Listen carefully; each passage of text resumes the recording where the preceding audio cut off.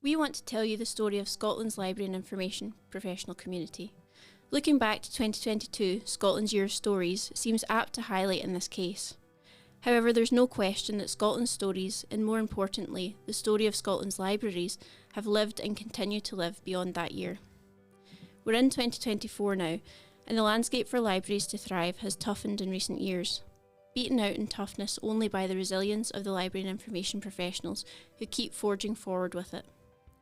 Since starting my role as graduate trainee in January of 2023, as someone who has used and loved libraries since birth, I didn't think I could admire these spaces of community, creativity and support anymore. However, each day in this sector, my love for libraries grows, and I am in awe at how wonderful the sector is. I realise at some point in this monologue that I'm most likely preaching to the choir. Chances are, if you're listening, you're probably already one of the people that I admire so much, or you're sitting on the same side of the fence as me, staring in admiration at our nation's library and information professionals. If you're neither of these people, then I urge you to come on this journey with us, a journey in which we personify Scotland's libraries, to give them a voice on this platform. Sharing with you from some of the voices that matter most, why libraries are essential. Despite the challenges the libraries of Scotland have been facing, I wish for this podcast to bring out some of the key themes and plots facing the profession. Advocacy is one of the most important roles within the Chartered Institute of Library and Information Professionals, but we find that nothing is more convincing than hearing directly from those who have faced the challenges head on. At this point in our story, it's crucial that I introduce the team who have been keeping the torch burning for years now, and who so many in this profession see as the friendly faces of library advocacy in Scotland. Hi, I'm Sean from CILIP Scotland. I've worked in libraries for many, many years, and I've seen the incredible difference that they make to people's lives all over Scotland. Our members all across Scotland work in many different libraries and change people's lives in many, many different ways. One of the most interesting parts of this job is having to try and ensure that decision makers all across Scotland understand their legal responsibilities to provide libraries. To ensure that libraries are there for the communities in the way that they're needed, and to meet their legal responsibilities around that. That requires engaging with local communities, engaging with library professionals, engaging with many more to ensure that we as an organisation can campaign and support our members and the users of the many libraries all across Scotland as best we can. Hopefully this podcast will shine a light on some of the ways that can be done and shine a light on some of the work that we do in that arena. The third musketeer to be introduced is certainly the most qualified to tell a story. Kirsten McQuarrie is the CILIP Scotland Membership Officer, the Green Libraries Network Moderator and the author of feminist creative fiction. Hi everyone, I'm Kirsten McQuarrie, as Sean says, CILIP's Membership Officer. Thank you for that beautiful introduction, Sean and Leah. It's such a treat to be here really, because libraries are at the heart of my story in every sense. Every writer begins as a reader, and every reader thrives thanks to libraries and all that they do for us. I wouldn't be a writer without them, nor would I be a librarian. They are right at the heart of me and right at the heart of our communities. So we can't wait to hear more about how we can all, and all must be, library advocates. Take it away, Leah. Together we're going to tell you the story of Scotland's library landscape as it stands today. Without claiming to be able to paint the full picture, we aim to empower and platform the projects that are giving Scotland's libraries and professionals a voice. Within this series, we hope to bring you the inspiration and hope and empower you to support your local library. There are so many ways that a library and its staff breathe life and joy into its community, but what happens when this intrinsic value doesn't, on the surface, appear? It's easily looked past when it comes down to stretched council budgets. Vital services like libraries risk losing their investment. This is why it's so crucial to empower our communities to not only understand the value, but to be able to demonstrate it in a way that makes decision makers' ears perk up. We know that librarians are one of the UK's most trusted professions, providing access to accurate healthcare information and technology, taking pressure off the NHS in doing so. We know that having a school librarian to guide pupils helps them swiftly meet the targets of the Scottish Government's literary strategy, and so much more. We have this evidence. But how do we frame these arguments and encourage the most positive view possible of our vibrant library services, helping to support the fundamental infrastructure of any and all communities? How do we most vividly illustrate this?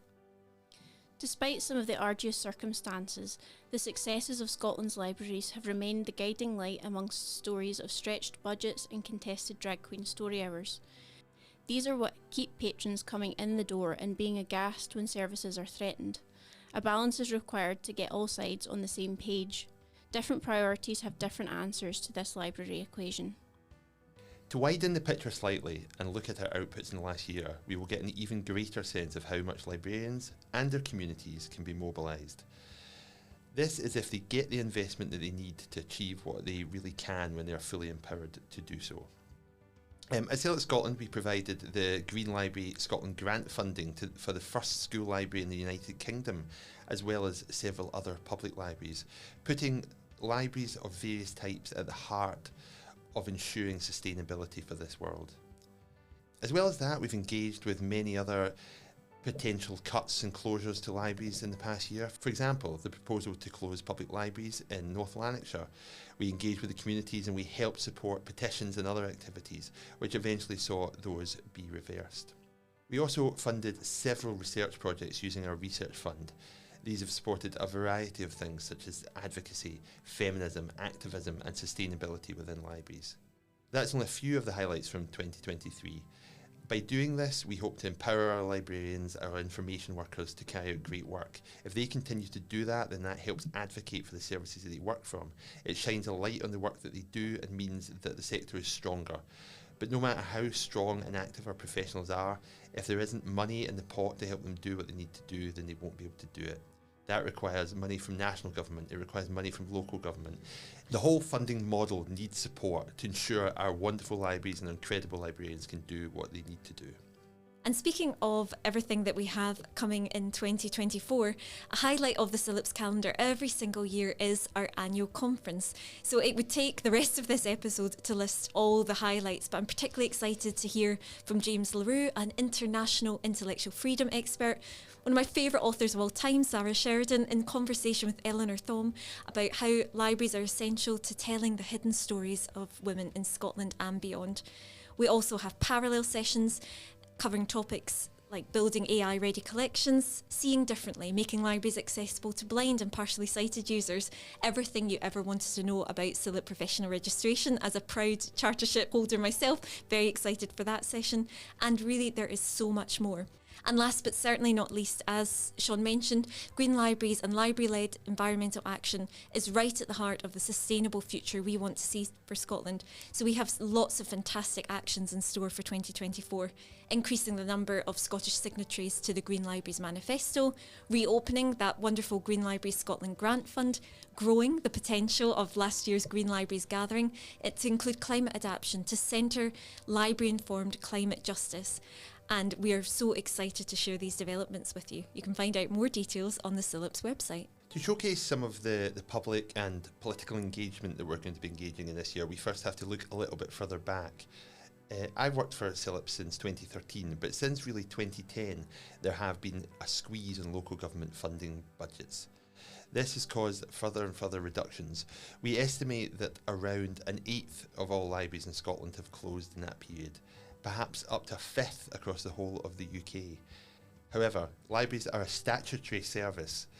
Libraries must be provided by local authorities. They must provide an adequate library service that meets the needs of all of their communities, and this is vital that they stick to this.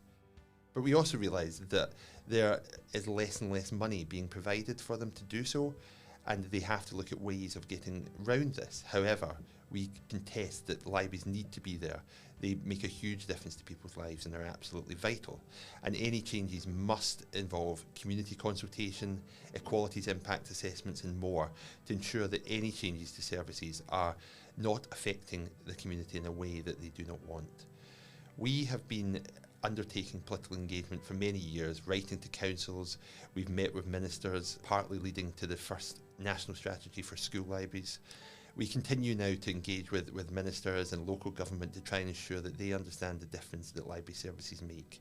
For example, we've recently written to the Education Cabinet Secretary about school libraries. We regularly engage with the Culture Minister, and we will continue to engage with the new Culture Minister who has recently taken up post. As well as that, we're working with our colleagues at CILIP. They have got a Libraries at Risk monitor monitoring where there are proposals, where there are changes being made, and where CILIP or CILIPs have engaged. And we continue to update that, as well as looking out for any proposals which suggest that libraries may be closed, and make sure that we are writing to those councils, putting forward the evidence, so as much as possible those changes can be avoided. We have also written to the national government to ensure that there is some willingness to put some more money into the pot for local government and try and find a solution for these continual cuts to services, to staffing and other budgets. Whilst we as a team take on as much as possible, there are other projects who take on the burden of local library closure threats. Often, having local communities fight for their libraries makes more difference than a national body can, because these are the people who pay their council tax in that area and who local politicians are most likely to listen to. In recent memory, one of the most motivated and highly publicised library campaigns, which was catalysed and led on by the community and followed on from some fantastic campaigns recently, such as Save Glasgow Libraries, was the brilliant Save Aberdeen Libraries Campaign. The backdrop to this campaign was the threatened closure of 6 public libraries and a local swimming pool in the constituency of Aberdeen. The community in Aberdeen did not take kindly to these proposed cuts, and what followed was a tremendous effort, both politically and legally, to make an example of this scenario. On the 9th of March last year, CILIPs wrote an open letter to Aberdeen City Council in response to the proposals.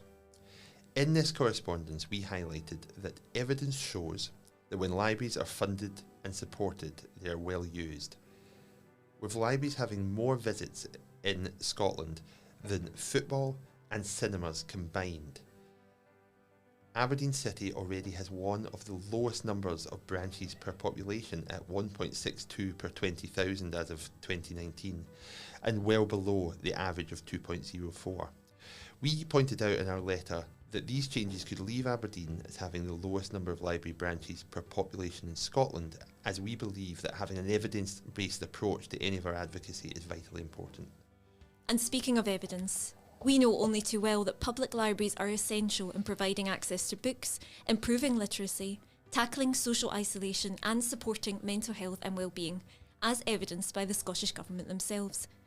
It is the legal duty of a local authority to provide services that meet the needs of their communities, and so any changes should only be undertaken with the support of those residents.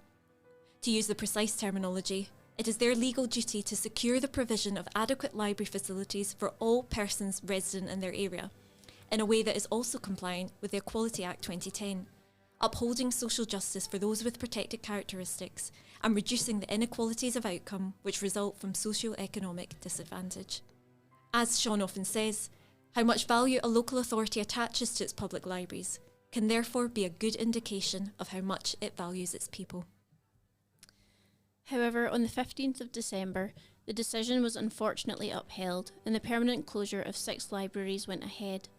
The campaigners Hayden Lorimer and Laurie Mackay were key motivators and keen to share their story with the CILIP's audience. So we were eager to interview them and gather some insights into their experiences and find out what lessons they could share with any other communities and library advocates who may face similar challenges. We asked the representatives from the Save Aberdeen Libraries Campaign to introduce themselves and explain how they got involved with the campaign.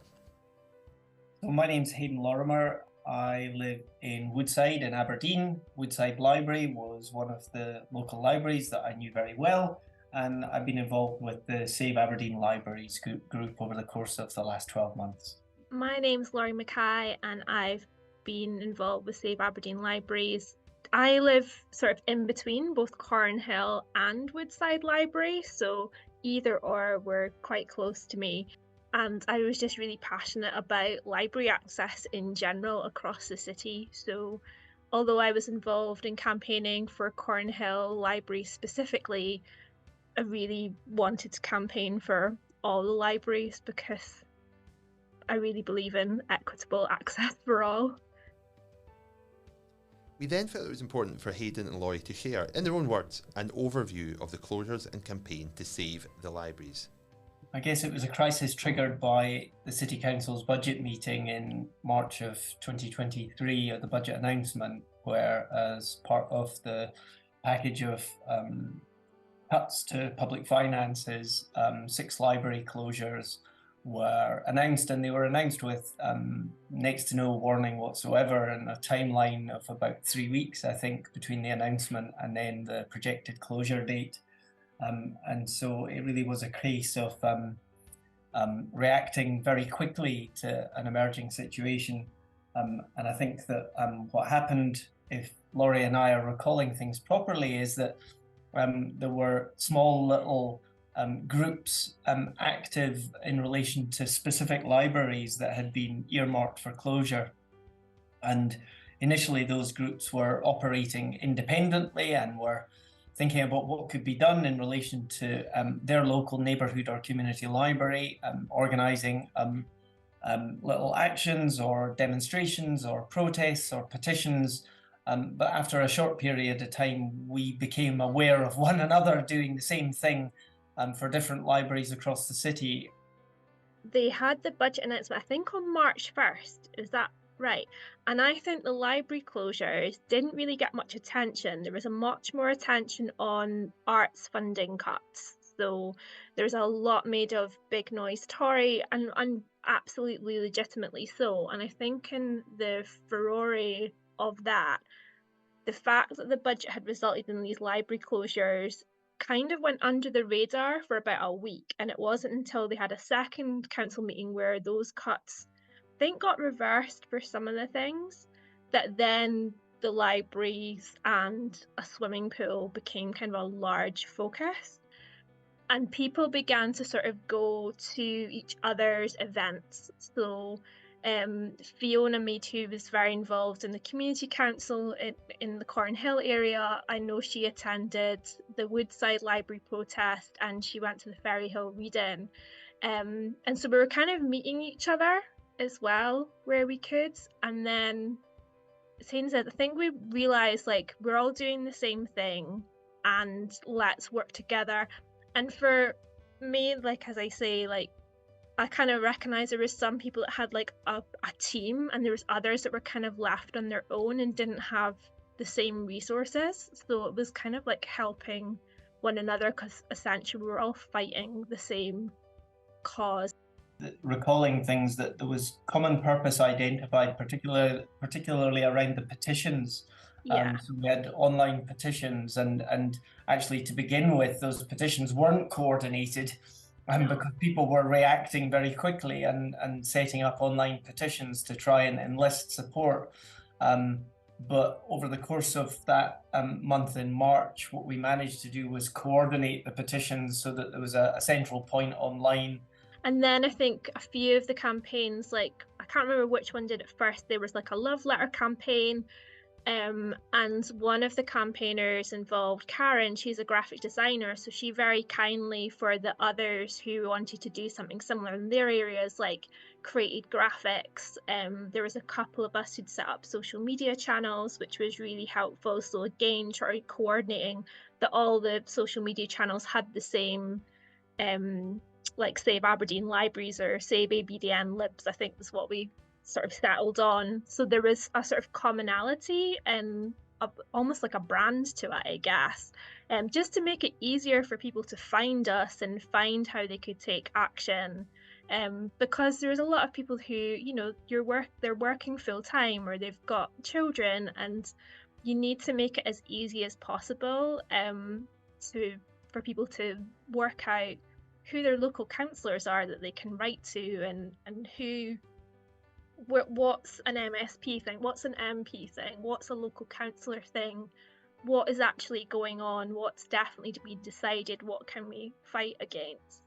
So we ended up sort of having a protest in the city centre, I think, around the end of March, which was like the Saturday before they were going to have a big meeting of the council. And we invited councillors to come to that. A few did. The leaders of the council declined the invitation to acknowledge it. And that was certainly, I think, the first thing that really got more press attention, that it wasn't just like one or two libraries, because Hayden, certainly, I think you did a very good job of looking into the research of a couple of the libraries, because they were the oldest library buildings in Aberdeen, like Woodside is or was the oldest library in Aberdeen, has a very unique history to it. But also Ferry Hill Library is a Carnegie library, so that was actually should have been turning 120 or something years old last year.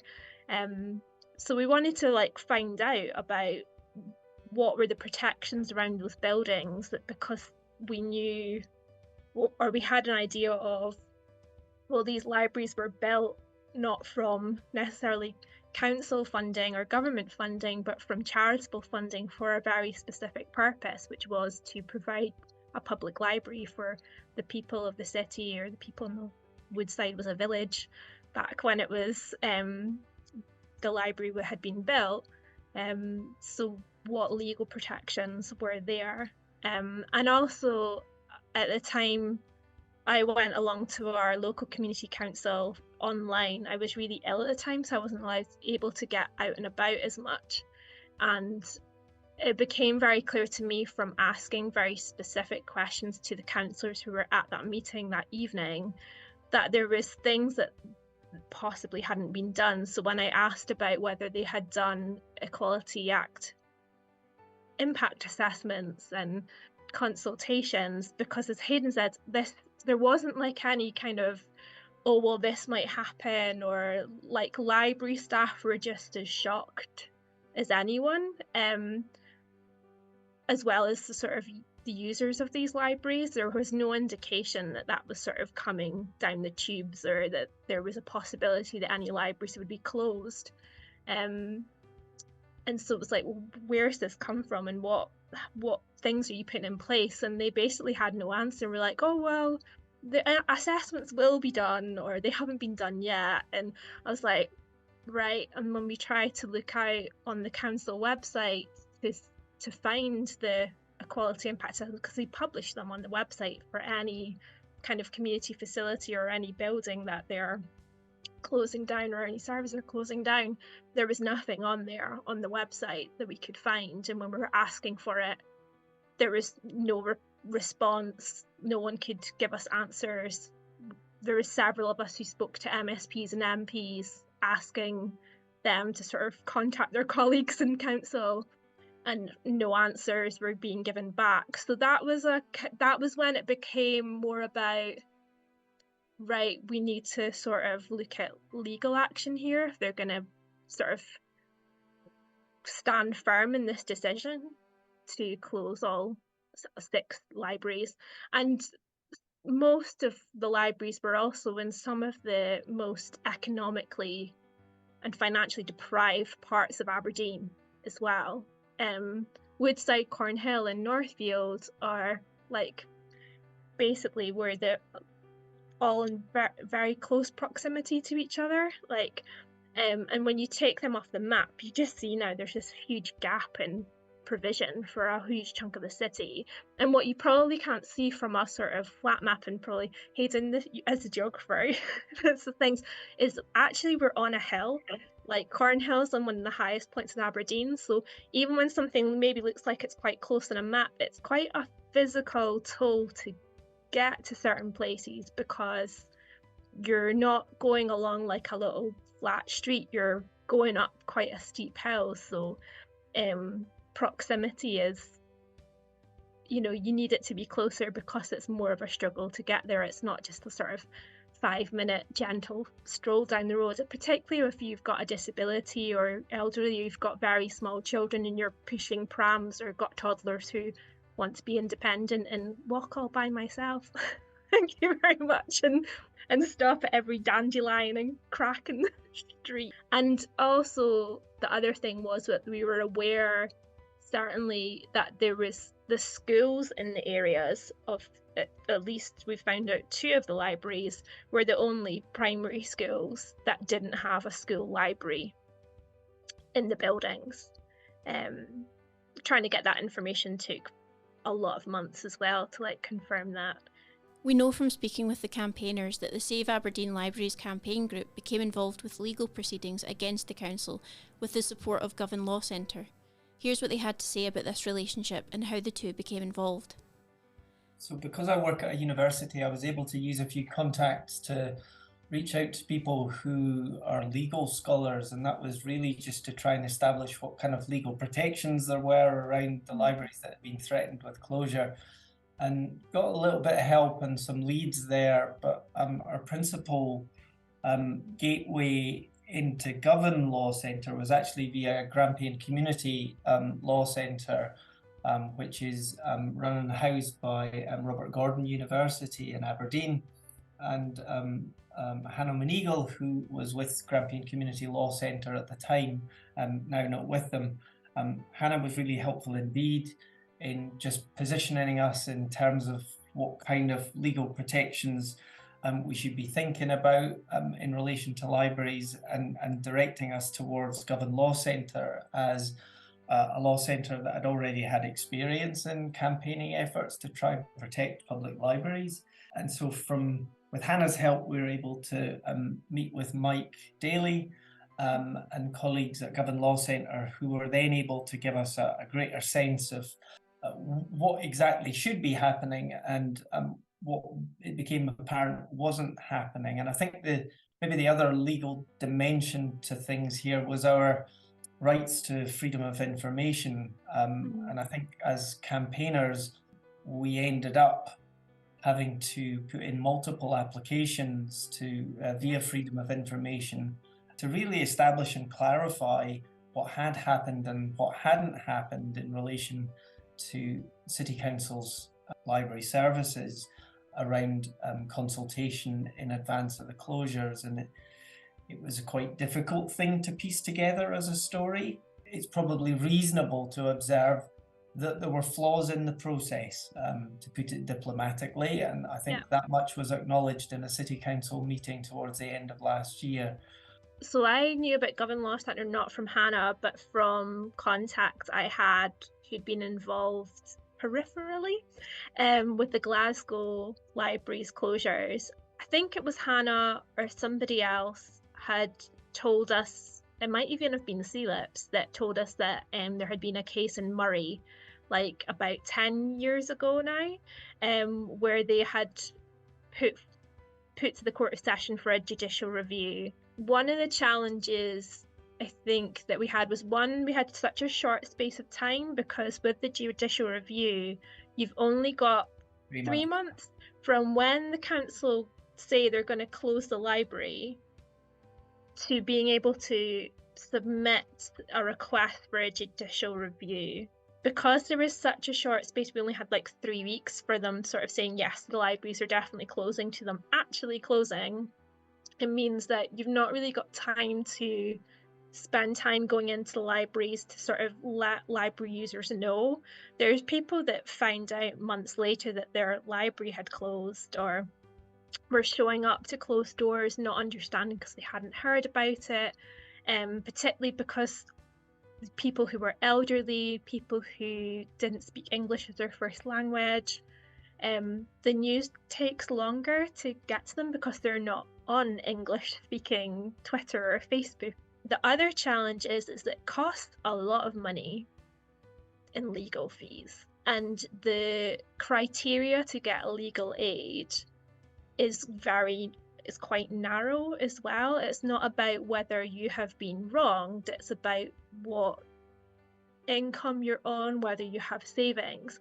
And so asking people to become petitioners is quite a difficult thing.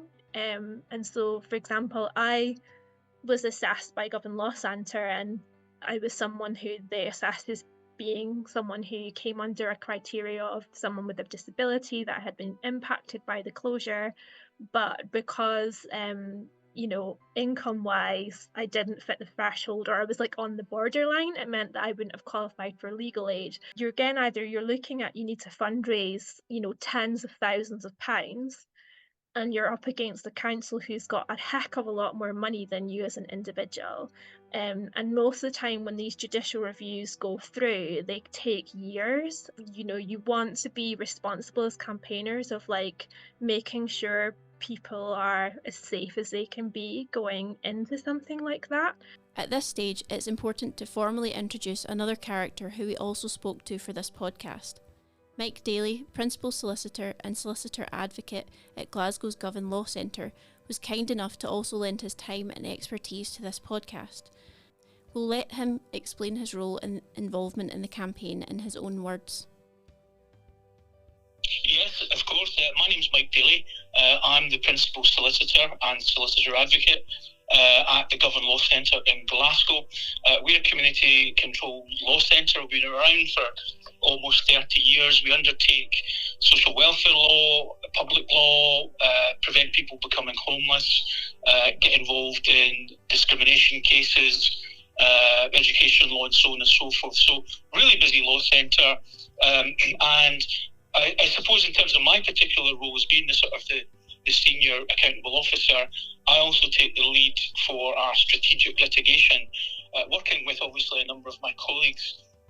And so we're very interested in, obviously we do a huge amount of casework, particularly in Glasgow, but beyond Glasgow.